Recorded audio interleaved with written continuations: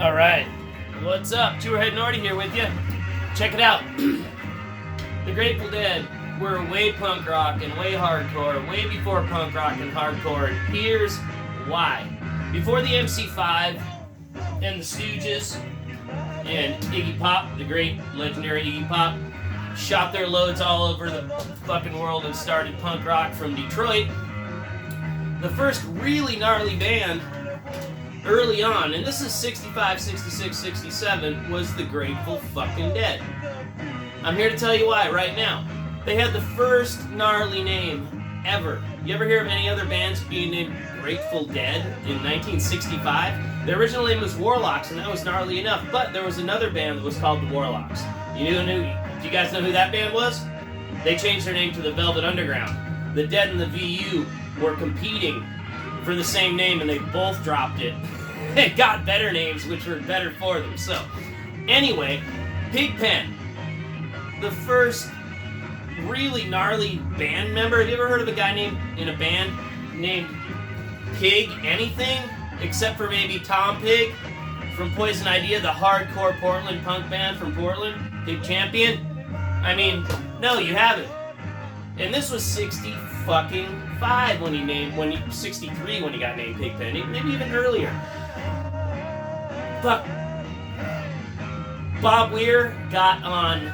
This is how gnarly and punk the Dead were, how hardcore the Dead were, and it's not the music.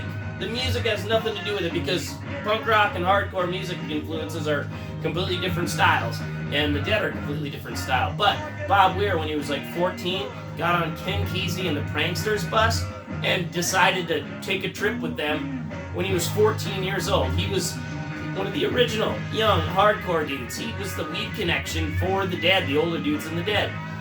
I mean, the Grateful Dead pioneered all the shit that hardcore bands and punk rock bands and metal bands followed later on.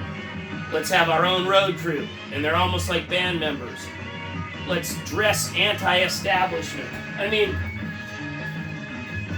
this picture of Pigpen right here, and this picture of Lemmy, 5 years later, Pigpen here, Lemmy here, buttons, pins, jean jacket, the whole gnarly stuff. Lemmy's from Motorhead. I mean, I'm not saying that Pigpen or the Dead influenced Lemmy or Motorhead, but they were the first gnarly band.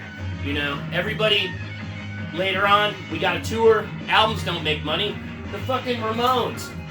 The Ramones. They fucking didn't make any money on their records, just like the Dead forever. They had to tour and make their money from fucking touring. That's what I'm talking about. That's the influence that the Dead had.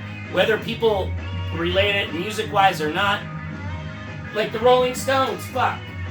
What did they look like in 1967? They looked like this.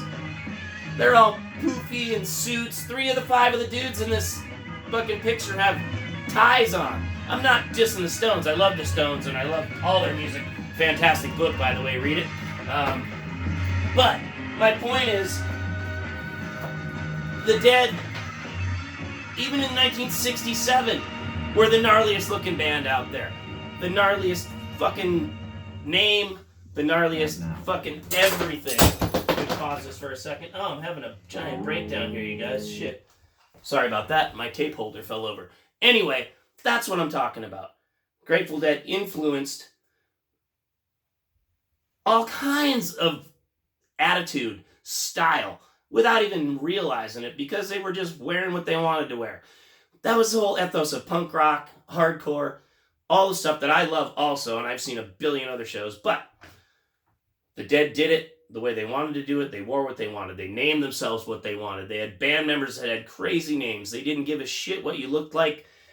They had a great road crew that was almost like band members. They had everything together to fuck the record label, just like punk rock. Fuck you, record label. We'll do it ourselves.